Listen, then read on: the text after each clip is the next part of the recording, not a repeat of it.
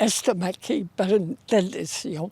Denise Des milite pour que le parcours 34 demeure, même si le RTC en a décidé autrement. Voici le parcours 34 actuel et voilà son futur tracé. La partie nord-est du secteur, leur quartier, ne sera plus desservi. Ça change que j'ai plus de transport en commun à mon quartier pour me rendre au cégep. Je l'utilise de plus en plus.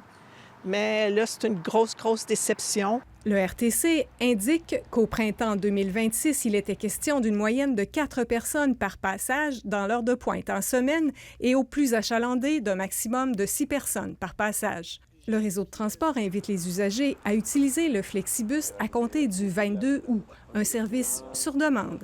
Sa fiabilité et sa disponibilité sont toutefois remises en question. Parce que le Flexibus ne pourra jamais remplacer un service régulier et prévisible. Compte tenu que le Flexibus ne peut pas assurer l'heure d'arrivée, des fois dit qu'il arrive dans tant de temps, finalement c'est retardé ou carrément annulé. Donc c'est difficile de planifier soit d'aller travailler ou d'aller à un cours.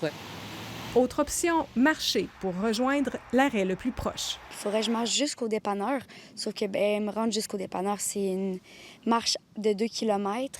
Fait que c'est long et dangereux parce que ça roule presque à 100 km sur le boulevard.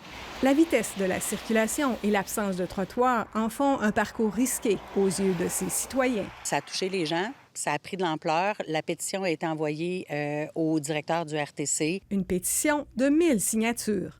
Même si Accès Transport Viable est conscient des limites budgétaires du RTC, l'organisation estime que les citoyens ont raison. Il faut vraiment un service qui aille dans tous les coins de Québec. C'est pas réservé aux personnes qui habitent sur la 3e avenue à Limoilou. Le Flexibus, c'est mieux que rien, mais ça reste un vrai service d'autobus planifié avec des horaires précis. C'est un autre niveau de service. Madame Des a une solution à proposer. Mais garder les bus réguliers, notamment aux heures de pointe, ce serait le minimum. Ici Guylaine Bussière, Radio-Canada, Québec.